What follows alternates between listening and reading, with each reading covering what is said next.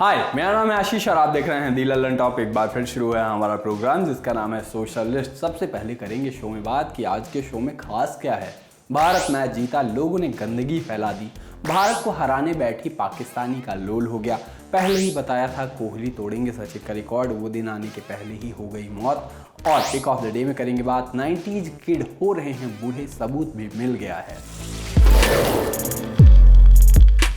कल फाइनली वो हुआ जिसके होने के बाद रियलाइज हुआ कि कल अगर टीम इंडिया गलती से भी हार जाती तो आज के दिन जीना, सांस लेना, अपने शरीर को ढोना कितना मुश्किल हो जाता है। इंस्टाग्राम पर लोग लिख रहे हैं कि 11 नीली जर्सी वाले लड़कों ने उनकी मेंटल हेल्थ बचा ली। लेकिन सोशल मीडिया पर हर चीज़ इतनी बेहतर और नॉन टॉक्सिक नहीं होती है। बड़े जहरीले लोग भी यही हैं और इसका उदाहरण बाकायदे आज सामने नजर आया। भारत सेमीफाइनल जीत गया, फाइनल में पहुंच गया, लेकिन लोग हिंदू मुस्लिम जाति धर्म से आगे नहीं बढ़ पा रहे हैं। जैसे एक यूजर ने इस मौके को आरक्षण पर तंज के लिए इस्तेमाल कर दिया।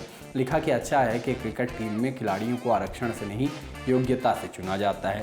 किसी ने टीम इंडिया में ओबीसी का बोलबाला कहकर खिलाड़ियों की जातियां बतानी शुरू कर दी। राजन जी के शब्दों में फ़ायदा देकर लोग कैसे कायदा बदल जाते हैं उसका उदाहरण भी दिखा। एक यूजर के 2 स्क्रीनशॉट चले। पहले में कुछ साल पहले का एक ट्वीट था, कह रहे थे कि मोहम्मद अजहरुद्दीन से लेकर मोहम्मद शमी तक भारत में क्रिकेट मैच फिक्सिंग और देश से गद्दारी का इतिहास। दूसरे में कल के प्रदर्शन के बाद दिखा था, शमी भाई 140 करोड़ भारतीयों को आप पर गर्व है, कमाल के साथ विकेट। वहीं जैसे ही उनसे कैच ड्रॉप हुआ था, इंस्टा पर लोग उनको गालियां और बहुत बुरी बातें कहने लगे थे। कुछ तो इतनी बुरी थी कि हम दिखा भी नहीं सकते, जो थोड़ा माइल्ड है वो दिखा सकते हैं। जैसे एक यूजर ने लिखा कि कैच छोड़ के औकात दिखा दी। इंस्टा पर ऐसे ऐसे कमेंट दिखाई दिए कि कहा जा रहा है कि मुसलमान है इसलिए कैच छोड़ दी तूने। सीधी गालियां दी जा रही थी, उनकी माँ के लिए अपशब्द कहे गए, पाकिस्तानी कहा गया उनको, जानबूझकर कैच गिराने वाला भी उनको कहा गया। लोग पर्सनल लाइफ में घुसने से भी बाज नहीं आए। कहा गया कि शमी को तलाक देने वाली उसकी बेगम की हालत तो सूर्यवंशम की गौरी जैसी हो गई है। अपनी समझ से बड़ी अच्छी बात कहने वाले भी बहुत अजीब सी और स्टीरियोटिपिकल बातें लिखते मिले कि मुसलमान सिर्फ पंचर ही नहीं विश्व रिकॉर्ड भी बनाता है। और देख लो अंधभक्तों, तुमको मुस्लिम और दलितों में उलझाकर कुछ लोग अपना दामाद भी बनाते हैं और तुम तो ठहरे अंधभक्त। उनकी हर बात को सर आंखों पर बिठाकर मुसलमान और दलितों की हत्या करके अपराधी भी बनते। तुम लोग समझने से नहीं समझोगे, मतलब समझाने से नहीं समझोगे, ऐसा लिखना चाह रहे थे। ऐसे ही और भी मामले दिखे। अपने हिसाब से कम्युनल हार्मनी की बात कर रहे थे, लेकिन खिलाड़ियों को धर्म के चश्मे से देखते दिखे। कहा हम हिंदू मुस्लिम साथ साथ हैं, भारत को किसी भी क्षेत्र में विश्व विजेता बनने से दुनिया की कोई ताकत नहीं रोक सकती। विराट कोहली और मोहम्मद शमी के गठजोड़ ने यह सिद्ध भी कर दिया। राजनीति भी हुई। लोगों ने लिखा कि जिस तरह कांग्रेस की मेहनत से मिली आज़ादी को आरएसएस और हिंदू महासभा वाले आज़ादी नहीं मानते थे, उसी तरह कोहली, शमी, सिराज आदि की मेहनत से मिले क्रिकेट की जीत को आजकल भाजपाई भारत की जीत नहीं मान रहे। जबकि भाजपा के तमाम नेता, मंत्री, प्रवक्ता और एंकर भी भारत और शमी को बधाई देते दिखे थे। जाति वाली बातें भी खूब दिखी कि शुभमन गिल एक जाट योद्धा है और एक सच्चा हिंदू है, विराट कोहली एक अच्छा हिंदू सनातनी है, सूर्य कुमार एक सच्चा हिंदू है और सभी रोहित शर्मा की कप्तानी में खेलते हैं। ये भारत की टीम है जहां रामराज्य है, मोदी जी के राज में सब जगह जय जय हो रहे हैं। सीरियसली सच ये है कि लोग इतनी शानदार टीम ना डिजर्व ही नहीं करते। अब बात उस नाम की जो सबके सर पर चढ़ा हुआ है, वो है विराट कोहली का। सेमीफाइनल में विराट ने शतक मार दिया, उनके वनडे में 50 शतक हो गए हैं। ये बात इतनी ज़्यादा अविश्वसनीय है कि अगर आप कहीं से टाइम मशीन ले आएँ और 10 साल पीछे जाकर मुझसे ये कहें कि एक खिलाड़ी ने सचिन के शतकों के रिकॉर्ड को तोड़ दिया है, तो मैं यकीन ही नहीं करता। लेकिन एक लड़का था जिसको आज से करीब 11 साल पहले ये अंदाज़ा हो चुका था कि विराट ही सचिन का वनडे मैच में शतकों का रिकॉर्ड तोड़ सकते हैं। उस वक्त शायद विराट ने भी इस बारे में ना सोचा हो। शिजू बालानंदन नाम के एक व्यक्ति ने फेसबुक पर पोस्ट किया था। 22 जुलाई 2012 को किए इस पोस्ट में उन्होंने लिखा था कि वनडे शतकों के मामले में सचिन का रिकॉर्ड तोड़ देंगे विराट। 11 साल पहले हुए इस पोस्ट से लोग सहमत नहीं दिखे। एक ने लिखा अब उनकी फॉर्म को बरकरार रखना आसान नहीं है, 2 साल और इंतजार करना होगा। सानू नाम की यूजर ने कहा कि प्लीज़ इंग्लैंड के कुक के स्टैट्स भी देखें, वो एक अच्छे दावेदार भी हैं। लोग उनके बयान को मानने के लिए तैयार ही नहीं थे, लेकिन शिजू को पूरा यकीन था। लोगों के ओपिनियन को बिना ध्यान दिए शिजू हर सेंचुरी के बाद कमेंट करके सबको बताते थे। 35वें शतक के बाद शिजू के अपडेट आने बंद हो गए क्योंकि उनकी डेथ हो जाती है। लेकिन उनके दोस्त उनको नहीं भूलते और हर शतक के बाद कमेंट सेक्शन में अपडेट करते जाते हैं कि आज कोहली ने शिजू की बात को सच कर दिया। शिजू जहाँ भी होंगे खुश होंगे। कल के मैच में शमी, अय्यर और विराट भले ही अच्छा खेले हों, हमें जीत का कारण असली वाला मिल गया। असली जीत हमें बच्चन साहब की वजह से मिली और ये बात खुद उन्होंने ट्वीट करके बताई। ट्विटर पे T4831 श्रृंखला के तहत ये नंबर बताना जरूरी होता है। हाँ, तो अमिताभ बच्चन ने बताया कि जब वो मैच नहीं देखते टीम जीत जाती है, बस फिर क्या था, लोग उनसे ना जाने क्या क्या मांगने लगे। किसी ने कहा कि प्लीज़ फाइनल मत देखिएगा, किसी ने कहा कि इंडिया के फाइनल के दिन ऐसे ही रहना अमिताभ जी। सिर्फ अमिताभ बच्चन नहीं, हलीम शाह का नाम भी ट्रेंड में रहा। हलीम शाह कौन है? ये एक Pakistani social media star, TikTok की सेलिब्रिटी और नेताओं के गले की फांस हैं, पाकिस्तान के नेताओं के गले की।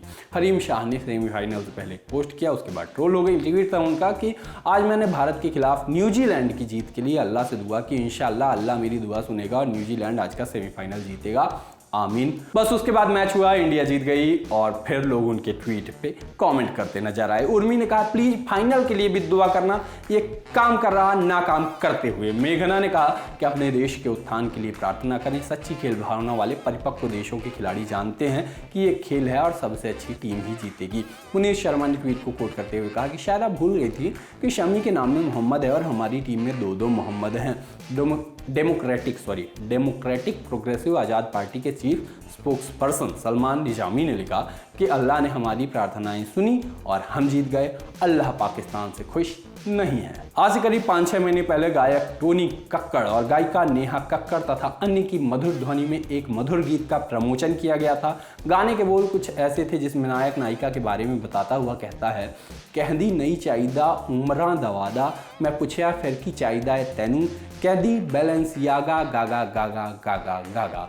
ये मेरा और बैलेंसियागा का पहला परिचय था। उसके बाद मुझे ये नाम आज दिखा, पता चला बैलेंसियागा एक टॉवल स्कर्ट बेच रहा है। टॉवल को जैसे कमर के आसपास लपेटते हैं, उसी को इन लोगों ने स्कर्ट बना दिया। हमने भी देखा कि पता करते ही कितने का बेच रहे हैं। कीमत थी इसकी $925। इतने पैसों को कन्वर्ट किया, मतलब डॉलर को रुपए में कन्वर्ट किया तो पता चला लगभग 77,000 का आएगा ये टॉवल स्कर्ट। इसको देखकर लोग मजे लेते हुए नजर आए। एक यूजर ने कहा कि अब टॉवल स्कर्ट एक फैशन स्टेटमेंट हो गया है, कितना गंदा लग रहा है। एक यूजर ने कहा कि बैलेंसियागा तो पूरी मानवता कंट्रोल कर रही है, ये लीगल होना चाहिए, ऐसा बोले एक यूजर। वैसे अगर आपके पास पैसे हैं, आप ये खरीदने का सोच रहे हैं तो प्लीज़ मुझको बताइएगा तो मैं बुद्ध बाजार से ऐसी तौलिया खरीद के 50 रुपये में सिलवा के बिल्कुल ऐसी ही स्कर्ट बनवा के आपको दे दूंगा। आप 77,000 रुपये मुझे दे सकते हैं। आप काम करने अपने ऑफिस पहुंचे, पता चले किसी ने वहां बम रख दिया, आपकी हालत भी रवि शास्त्री जैसी हो जाएगी। ऐसा ही कुछ हुआ बेंगलुरु के TCS के दफ्तर में, जिसको सुबह सुबह बम से उड़ाने की धमकी मिल गई। ऑफिस खाली हुआ, पुलिस आ गई, बम डिस्पोजल स्क्वाड भी आ गया, जांच पड़ताल हुई तो कुछ भी नहीं मिला। हुआ ये था कि कुछ दिन पहले यहाँ से एक महिला कर्मचारी को ले ऑफ यानी नौकरी से निकाल दिया गया था। गुस्साई महिला ने ही ऑफिस को बम से उड़ाने की धमकी दे दी। कल के सोशल लिस्ट में हमने आपको दिखाया था कि कैसे नाना पाटेकर का एक लड़के को थप्पड़ मारने का वीडियो जो वायरल था, उसके बाद डायरेक्टर अनिल शर्मा ने बताया था कि ये वीडियो फिल्म के शूट का हिस्सा है। इसी मामले में अब नाना पाटेकर का वीडियो भी आ गया है, मतलब उनकी सफाई आ गई है। देखिए, ये वीडियो वायरल हो रहा है जहाँ मेरे किसी बच्चे को मारा है। हालांकि ये सीक्वेंस हमारे फिल्म का हिस्सा है। हमने एक रिहर्सल कर दी थी। एक पीछे से बंदा मुझे कहता है कि ए बूढ़ा, टोपी बेचनी है क्या? मैंने हैट पहनी हुई है। तो वो आता है तो मैं उसको पकड़ता हूँ, मारता हूँ, मैं कहता हूँ बदतमीजी बनता हूँ, तमीज से पेश आ, ये तरीका नहीं है, और वो भाग जाता है। अब एक रिहर्सल हम कर चुके थे और दूसरी रिहर्सल करनी थी। डायरेक्टर ने कहा कि हम और एक बार करते हैं, तो उन्होंने कहा शुरू करो ना। तो हम शुरू ही करने वाले थे, इतने में ये जो बच्चा जो वीडियो में है वो यहाँ से अंदर आ गया। अब हमें तो मालूम नहीं था ये कौन है, हमें लगा हमारा ही बंदा आया है। तो हमने सीन के हिसाब से उसको एक मार दी। मैंने कहा बदतमीजी मत करो, निकलो यहाँ से। और बाद में पता चला कि ये हमारा बंदा तो है नहीं, ये अलग कोई दिखता है। तो हम उनको बुलाने जा रहे थे, तब तक वो भाग गया। वीडियो में नाना पाटेकर कह रहे हैं कि जिस लड़के को इन्होंने लपड़ मारा वो लड़का शूटिंग का हिस्सा नहीं था। हालांकि डायरेक्टर ने जो बताया था वो ऐसा नहीं था, उनके हिसाब से ये शूटिंग का ही हिस्सा था। दोनों लोगों की बातों में बहुत अंतर है। अब सच क्या है ये या तो नाना जानते हैं या तो थप्पड़ खाने वाला लड़का जानता है। बाकी नाना जी, आपकी कहानी में इत्तेफाक बहुत है, कहीं समझने वाले मामला समझ न जाएं। बाल दिवस के 2 दिन बाद बीजेपी के ट्विटर हैंडल से एक वीडियो आया। वीडियो में मोदी जी हैं और बच्चे हैं। मोदी जी बच्चों को जादू दिखाते दिख रहे हैं। कैप्शन है, बच्चों के साथ बच्चे बन जाते हैं मोदी जी। वीडियो देखिए आप, बहुत चल रहा है आज।